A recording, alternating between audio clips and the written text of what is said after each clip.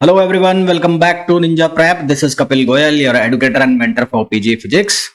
तो fluid mechanics की series चल रही है और ये फ्लूइड मैकेनिक्स की सीरीज जितने भी आप पीजीटी एग्जाम की प्रिपरेशन कर रहे हैं, चाहे वो आरपीएससी फर्स्ट ग्रेड का एग्जाम हो, चाहे वो यूकेपीएससी जीआईसी यानी कि उत्तराखंड में जो गवर्नमेंट इंटर कॉलेज है उसमें जो लेक्चरर की भर्ती आने वाली है उसकी प्रिपरेशन हो, और चाहे वो फिर हरियाणा में टेट का जो पीजीटी का एग्जाम होता है उसकी प्रिपरेशन हो, तो ये फ्लूइड मैकेनिक्स तो हर जगह सेम होती है। तो फ्लूइड मैकेनिक्स की जो सीरीज है आपको बहुत ज़्यादा यूजफुल होने वाली है। तो वीडियो को मैं कंटिन्यू करूं उसके पहले आप लोगों से रिक्वेस्ट रहेगी, प्लीज़ वीडियो को लाइक जरूर करें, चैनल को सब्सक्राइब करें और शेयर जरूर करें। जैसा कि आपको पता है ये मेरा नया चैनल है जो केवल टीजीटी और पीजीटी एग्जाम्स के लिए है। इसके अलावा मेरे बाकी जो चैनल है वो है IIT जैम के लिए और CSIR नेट के लिए। तो उनसे अलग हटते हुए ये चैनल मैंने बनाया जिस पर आपको केवल टीजीटी पीजीटी एग्जाम्स के रिलेटेड वीडियोस मिलेंगे, उनके रिलेटेड इंफॉर्मेशन मिलेगी। तो चलिए स्टार्ट करें वीडियो को। और वीडियो को कंटिन्यू करने के पहले मैं आपको बताना चाहूंगा, जो भी बच्चा प्रिपेयर कर रहा है यूकेपीएससी पीजीटी एग्जाम की, यानी कि उत्तराखंड में जो प्रवक्ता भर्ती आने वाली है उसके लिए जो प्रिपरेशन कर रहे हैं, स्पेशली फिजिक्स एग्जाम के लिए जो प्रिपरेशन करना चाहते हैं या कर रहे हैं, तो आरंभ बैच स्टार्ट हो चुका है। 13 सितंबर से बैच स्टार्ट हो गया था, जिसके अंदर आपको फिजिक्स सब्जेक्ट की प्रिपरेशन कराई जाएगी। फिजिक्स का जो सिलेबस है उसकी प्रिपरेशन कराई जाएगी, 11-12 वाला सिलेबस। इस बैच को ज्वाइन करने के लिए आपको डाउनलोड करना पड़ेगा Ninja prep app by Kapil sir, जिसे आप गूगल प्ले स्टोर से डाउनलोड कर सकते हैं। बैच जो है अभी 10% डिस्काउंट के साथ आपको 3600 रुपीज में मिल जाएगा, जो कि आपको यहाँ दिखाई दे रहा है 4000 रुपीज का। सिमिलरली अगर आप लोग राजस्थान में फर्स्ट ग्रेड वैकेंसी की प्रिपरेशन कर रहे हैं फिजिक्स एग्जाम के लिए, तो उसके लिए भी बैच स्टार्ट हो चुका है। बैच का नाम है प्रारंभ बैच। सेम डेट यानी कि 13 सितंबर से ये बैच स्टार्ट हुआ था। इस बैच में आपको बीएससी एमएससी फिजिक्स के साथ साथ स्कूल फिजिक्स की भी प्रिपरेशन कराई जाएगी। तो अगर आप इन दोनों में से किसी भी एग्जाम की प्रिपरेशन कर रहे हैं तो ये बैच स्टार्ट हो चुके हैं। जल्दी ही ऐप के ऊपर आपको बैच देखने को मिलेंगे, केवीएस के, एनबीएस के, और इसके अलावा जो अदर स्टेट में पीजीटी एग्जाम प्रिपरेशन होती है उनके भी बैच देखने को मिलेंगे। एक बार फिर से कहना चाहूंगा, जो भी लोग इस चैनल को देख रहे हैं, इस वीडियो को देख रहे हैं, जिन्होंने अभी तक भी वीडियो को लाइक नहीं किया है, प्लीज वीडियो को लाइक जरूर कर दें, चैनल को सब्सक्राइब कर दें, शेयर कर दें। इस वीडियो का, इस लेक्चर का PDF आपको मेरे Telegram group Ninja prep PGT physics पर अवेलेबल होगा। यानी कि अभी तक जितने भी लेक्चर आए हैं, जितने भी लेक्चर आ रहे हैं, धीरे धीरे उनके जो PDF है वो सारे के सारे पीजीटी ग्रुप वाला जो टेलीग्राम ग्रुप है पीजीटी फिजिक्स वाला, उसके ऊपर आपको अवेलेबल हो जाएंगे। तो अगर आपको PDF चाहिए इनकी तो वो टेलीग्राम ग्रुप को आप ज्वाइन कर लें। तो चलिए स्टार्ट करते हैं। छोटा तय उत्प्लावन, हाँ उत्प्लावन बल। तो उत्प्लावन क्या होता है कि जब हम किसी बॉडी को किसी फ्लूइड के अंदर या किसी लिक्विड के अंदर पूरी तरह से डुबो दें या आधा डुबोएं, आधा का मतलब कुछ हिस्सा बाहर हो कुछ हिस्सा अंदर हो, तो इस तरह से अगर हम उसको डुबोते हैं किसी भी लिक्विड के अंदर, पूरी तरह से डुबोने को इंग्लिश में बोलते हैं फुल्ली सबमर्ज्ड, फुल्ली सबमर्ज्ड, और आधा अधूरा डूबने को बोलते हैं पार्शियली सबमर्ज्ड, पार्शियली सबमर्ज या इमर्स्ड। इमर्स्ड मतलब आधा अधूरा और सबमर्ज मतलब पूरा डूबो।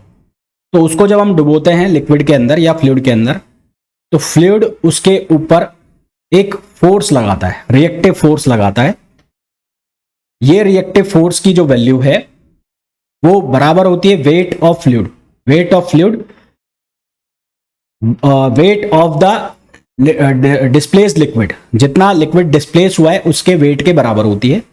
और इस फोर्स को या इस वेट को हम क्या नाम देते हैं? बायोंसी फोर्स नाम देते हैं। अब इसको मैं आपको देसी भाषा में समझाऊं तो ये तुम्हारे पास कोई फ्री सरफेस है, फ्री सरफेस है, ये तुमने किसी चीज को उसके अंदर डुबो दिया, ऐसे डुबो दिया, मान लो ये डुबो दिया पूरा, तो यहां पर इस पूरी बॉडी का वेट है W, ठीक है, डुबो दिया, इसका वेट है कितना? W।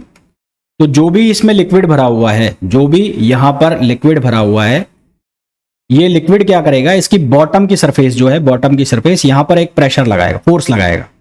तो ये जो फोर्स लगाएगा, जो इसकी बॉटम सरफेस के ऊपर लगाएगा, ये फोर्स जो है ये बायोंसी फोर्स कहलाएगा, है ना। ये फोर्स जो है बायोंसी फोर्स कहलाएगा। और ये फोर्स की जो वैल्यू है वो किसके बराबर होगी? Weight of displaced liquid. Displaced liquid का मतलब ये जो बॉडी जितना आयतन पानी हटाएगी, जितना वॉल्यूम ये पानी हटाएगी, उतने वॉल्यूम का वेट निकाल लेंगे, वो बायोंसी फोर्स कहलाएगा। ये जो बॉडी है ये जितना वॉल्यूम हटाएगी उसको हम कहेंगे बायोंसी फोर्स। एग्जाम्पल के लिए मैं मान लूं कि ये आधी डूबी हुई है, ऐसे डूबी हुई है, तो अब इसने इतना वॉल्यूम हटाया, इतना वॉल्यूम, तो इतने वॉल्यूम का वेट निकाल लेंगे, वो किसके बराबर होगा? बायोंसी फोर्स के बराबर होगा। ठीक है, तो बायोंसी फोर्स का मतलब क्या है? जब किसी बॉडी को फुल्ली या पार्शली किसी बॉडी के अंदर डुबोया जाता है, किसी लिक्विड के अंदर डुबोया जाता है या फ्लूइड के अंदर डुबोया जाता है, तो वो फ्लूइड उसके ऊपर एक फोर्स लगाता है, और वो फोर्स कहां लगता है? बॉडी के पैंदे पर लगता है। तो उस फोर्स को हम क्या नाम देते हैं? उस फोर्स को बायोंसी फोर्स नाम देते हैं। ठीक है, तो मैं यहां लिख देता हूं, when a body is submerged in a fluid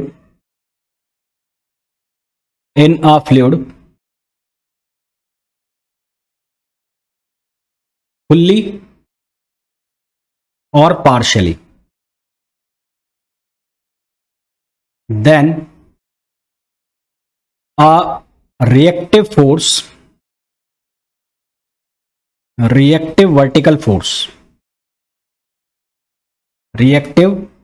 vertical force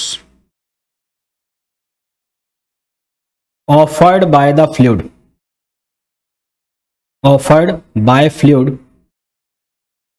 is called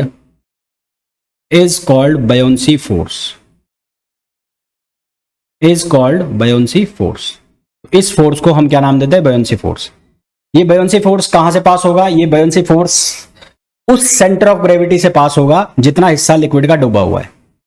ये बायोंसी फोर्स जिस सेंटर से पास होगा, उस सेंटर को कहते हैं हम बायोंसी सेंटर। ये बायोंसी फोर्स जिस सेंटर से पास होगा उसको हम कहते हैं सेंटर ऑफ बायोंसी या बायोंसी सेंटर। और सेंटर ऑफ बायोंसी या बायोंसी सेंटर, या हिंदी में जिसको उत्प्लावन केंद्र कहते हैं, वो उत्प्लावन केंद्र जितना हिस्सा बॉडी का डूबा हुआ है, उस डूबे हुए हिस्से का जो सेंटर ऑफ ग्रेविटी होता है, उस डूबे हुए हिस्से का जो सेंटर ऑफ ग्रेविटी होता है, उसी को क्या कहते हैं? बायोंसी सेंटर कहते हैं या उत्प्लावन केंद्र कहते हैं। ठीक है, and this force pass through a centre, pass through buoyancy centre, pass through buoyancy centre,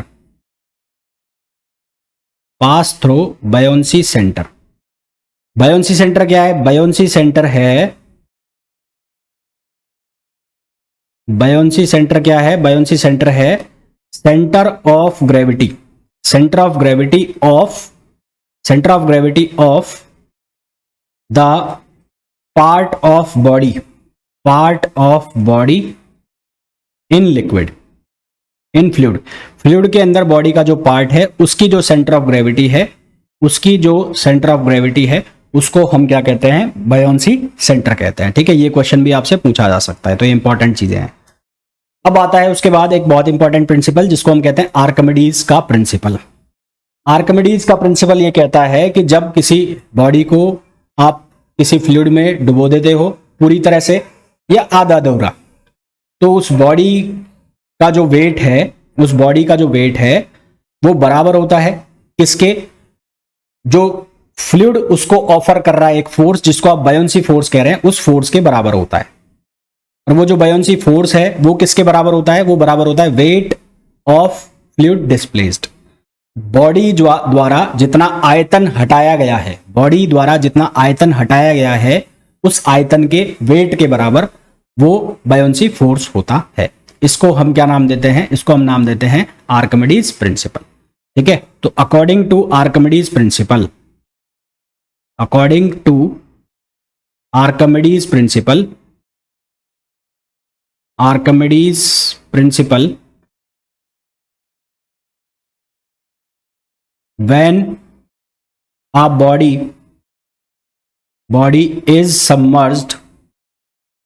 when a body is submerged or immersed into a fluid, then weight of body is equal to weight of body is equal to the weight of fluid displaced. Weight of body is equals to the fluid displaced, weight of fluid displaced. जितना weight body ने हटाया है किसका, पानी का, पानी का जितना आयतन हटाया है, जो भी फ्लूइड है उसका जितना आयतन हटाया है, उस हटाए गए आयतन के वेट के बराबर उस बॉडी का वेट हो जाता है। तो इसको हम क्या कहते हैं, आर्किमिडीज का प्रिंसिपल कहते हैं। एग्जाम्पल के लिए अगर मैं बात करूं तो लेट सपोज कि ये कोई कंटेनर है जिसमें कोई फ्लूइड भरा हुआ है, ठीक है। अब ये मैंने बॉडी डुबो दी, कोई ऐसे ये बॉडी डुबो दी, तो ये बॉडी जो है वो इतना हिस्सा इसका डूबा है, इतना हिस्सा इसका डूबा है। तो इतने हिस्से का वॉल्यूम मैं मान लेता हूं, कितना वॉल्यूम है मान लेता हूं मैं, जो डूबा हुआ हिस्सा है उसका वॉल्यूम है V1 और पूरी बॉडी का जो वॉल्यूम है वो है V। तो बॉडी का जो वॉल्यूम है, बॉडी वॉल्यूम वो हो गया V, और डिस्प्लेस्ड वॉल्यूम वो हो गया V डैश। तो इस बॉडी का वेट मैं मान लेता हूं W है, तो वो बॉडी का वेट W किसके बराबर होगा, डिस्प्लेस वॉल्यूम के वेट। अब वेट किसके बराबर होता है, mg के बराबर होता है। मास किसके बराबर होता है, वॉल्यूम इनटू डेंसिटी। तो कैसे लिखोगे, V प्राइम जो डूबा हुआ हिस्सा है उसका वॉल्यूम। अब फोर्स कौन लगा रहा है, वो लिक्विड लगा रहा है, तो मान लो वो लिक्विड जो है उसकी डेंसिटी है रो, तो क्या हो जाएगा V1 या V प्राइम रो इंटू जी। तो ये हमारे पास क्या बन जाएगा, आर्किमिडीज का प्रिंसिपल बन जाएगा। अब एक कॉन्सेप्ट आता है apparent weight of immerse body. Apparent weight of immerse body मतलब ये जो बॉडी आधी अधूरी डूबी हुई है, तो इसका अपरेंट वेट का मतलब होता है आभासी, इसका मतलब होता है आभासी वेट। मतलब बॉडी जब हवा में है तो उसका वेट कुछ और है, और जब उसको लिक्विड के अंदर या फ्लूइड के अंदर डुबो दिया गया तो उसका वेट कुछ और हो गया। यानी कि जब वो हवा में है, मान लो वो 100 किलो की है, और जब वो लिक्विड के अंदर चली गई तो उसका वेट फील होगा कितने का, 80 किलो का, 70 किलो का, 90 किलो का, ऐसे फील होगा। यानी कि कम वेट फील होगा, यानी कि जो असली वेट है उसमें से कुछ माइनस हो रहा है। तो जो अंदर जाने के बाद जो वेट किया जाता है या जो वेट फील होता है, तो उसको कहते हैं आभासी वेट। क्या कहते हैं, आभासी वेट। एग्जाम्पल के लिए मैं ऐसा ही कुछ डायग्राम बना लेता हूं। ये मैंने डायग्राम बना लिया, और ये लिक्विड है, और यहां पर मेरे पास बॉडी है। ये बॉडी मैंने पूरी की पूरी डुबो दी, जरूरी नहीं मैं पूरी डुबोऊं, इसको मैं आधा भी डुबो सकता हूं। तो जब ये बॉडी एयर में है तो इसका वेट है W, ठीक है। तो वेट ऑफ बॉडी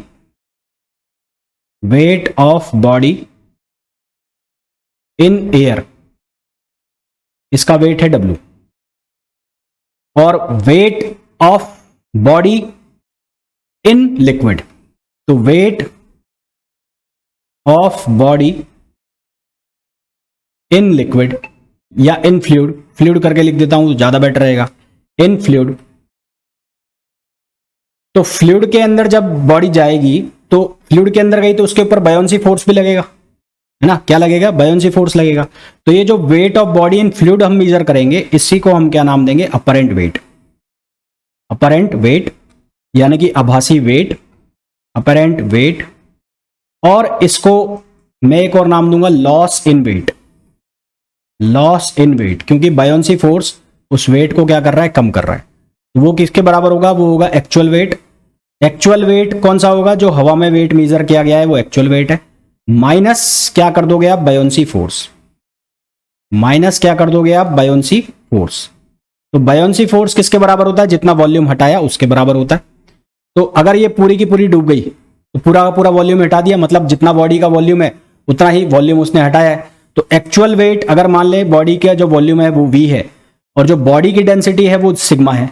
बॉडी जिस भी मटेरियल की बनी हुई है उसकी डेंसिटी सिग्मा है, और G माइनस बायोन्सी फोर्स क्या होता है, जितना वॉल्यूम हटाया है, तो वॉल्यूम पूरा का पूरा ही हटा दिया क्योंकि पूरा डुबो रखा है मैंने, तो ये हो गया V। अब जो भी लिक्विड है जो उसके ऊपर बायोन्सी फोर्स लगा रहा है उसकी डेंसिटी मान लो रो, और ये कितना हो गया G। तो यहां से फॉर्मूला क्या बन गया, V sigma G 1 minus rho upon sigma, जहां पर जो सिग्मा है वो क्या है, वो डेंसिटी ऑफ बॉडी है। सिग्मा जो है वो डेंसिटी ऑफ बॉडी है, और जो रो है वो क्या है, डेंसिटी ऑफ फ्लूइड है।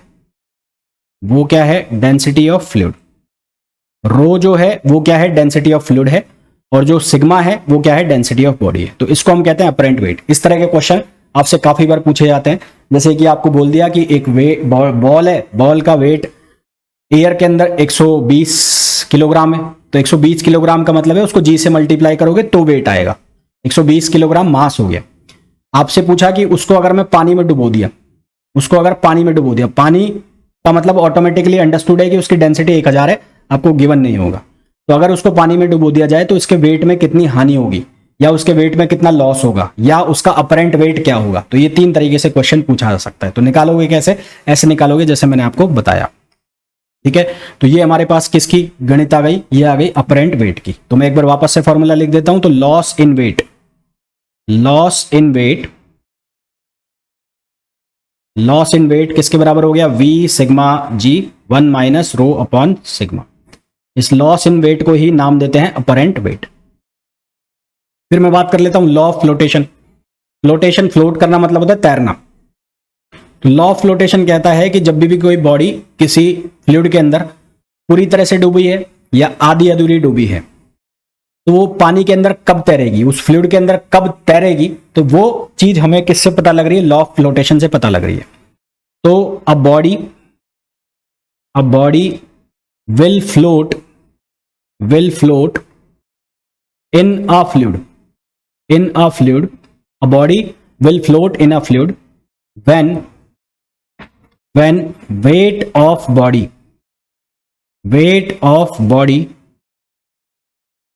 is equal to or less than equal to or less than equal to or less than the buoyancy force,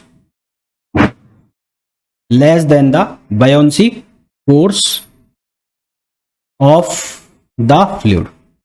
fluid जो buoyancy force लगा रहा है, यदि उस buoyancy force से बॉडी का वेट बराबर है उसके, या उससे कम है, या उससे क्या है, कम है, तो वो बॉडी उस फ्लूइड के अंदर क्या करेगी, तैरेगी। अदरवाइज वो क्या करेगी, उसके अंदर डूब जाएगी। ठीक है, अदरवाइज वो क्या करेगी, उसके अंदर डूब जाएगी। यहां एक बार इसको सही कर लो। तो इसको लिखा मैंने V ग्रेटर देन, इसको लेस देन करो, और ये क्या हो जाएगा, VW लेस देन U। ठीक है, तो वो क्या करेगी, तैरेगी। अब हमारे पास 3 कंडीशन है। पहली कंडीशन, जब वेट ज्यादा है बॉडी का, किससे, बायोन्सी फोर्स, यू का मतलब है बायोन्सी फोर्स। दूसरी कंडीशन जस्ट बराबर है, और तीसरी कंडीशन कि वेट कम है और बायोन्सी फोर्स ज्यादा है। तो पहला केस क्या है, पहला केस है W ग्रेटर देन U। तो जब वेट ज्यादा है बायोन्सी फोर्स से, when weight is more than buoyancy force,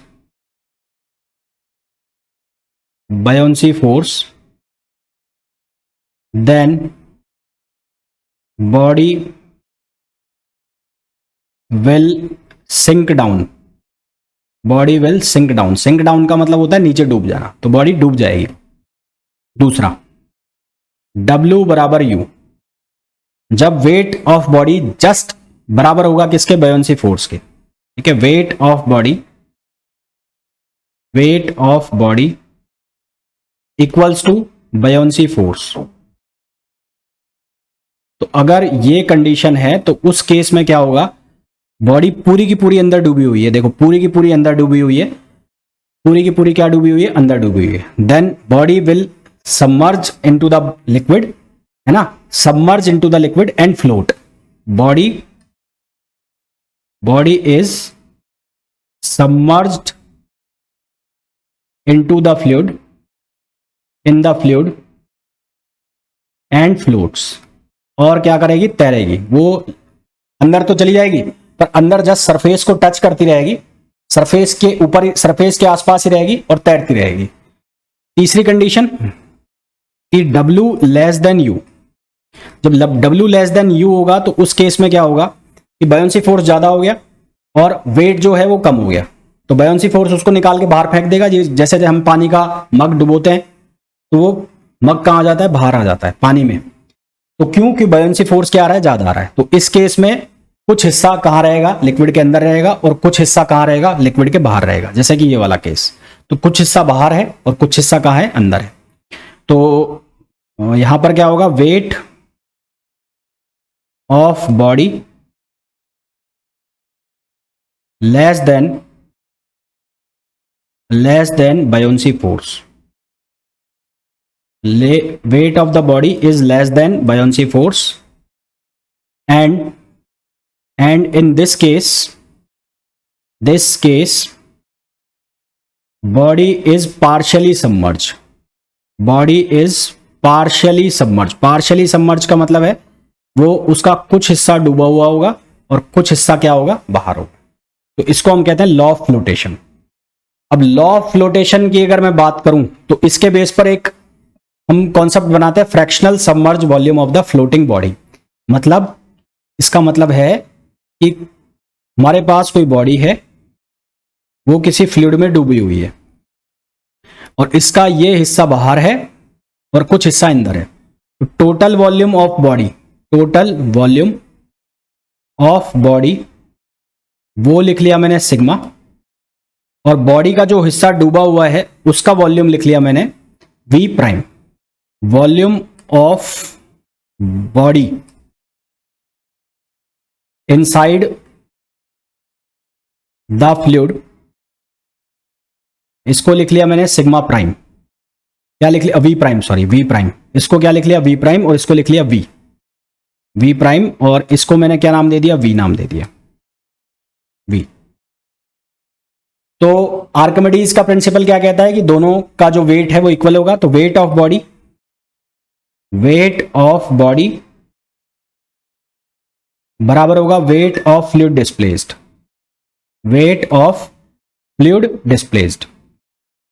ठीक है। Weight of body is equals to weight of fluid displaced. तो वेट ऑफ बॉडी जो है वो किसके बराबर होगा, mg। तो mg किसके बराबर होगा, पूरी बॉडी का मास मतलब वॉल्यूम इनटू डेंसिटी। तो मान लो पूरी बॉडी की डेंसिटी है sigma into g. Weight of fluid displaced तो वो कैसे निकाला जाएगा, वी प्राइम, और जो लिक्विड है उसका डेंसिटी है रो, और ये हो गया जी। तो जी से जी कट जाएगा। आपको क्या निकालना है, आपको निकालना है वी प्राइम अपॉन वी। तो वी प्राइम अपॉन वी किसके बराबर हो जाएगा, ये बराबर हो जाएगा sigma upon rho. V prime upon V किसके बराबर हो जाएगा, सिग्मा अपॉन रो। तो ये भी ऑब्जेक्टिव क्वेश्चन बन जाता है, ठीक है। तो आज के लेक्चर में इतना ही। तो यहां तक का मेरे हिसाब से आपको बहुत अच्छे से समझ में आ गया होगा। अब इसके आगे जब हम कल पढ़ेंगे तो कल के लेक्चर में हम लोग बात करेंगे, जो हम बात करते हैं इक्विलिब्रियम की कंडीशन की। जो एक सबमर्ज बॉडी है उसके इक्विलिब्रियम की कंडीशन क्या होती है, फ्लोटिंग बॉडी के इक्विलिब्रियम की कंडीशन क्या होती है, और इनके जो हमने पढ़ा इसके ऊपर क्वेश्चंस जो बनते हैं किस तरह से बनते हैं वो हम कल के लेक्चर में डिस्कस करेंगे, ठीक। देन उसके बाद फिर हम बात करेंगे किसकी, विस्कोसिटी के ऊपर क्वेश्चंस कैसे बनते हैं, बर्नौलीज थ्योरम की, एंड फिर लास्ट में हम बात करेंगे सरफेस टेंशन की। तो मिलते हैं नेक्स्ट लेक्चर में। Till then thank you, bye bye.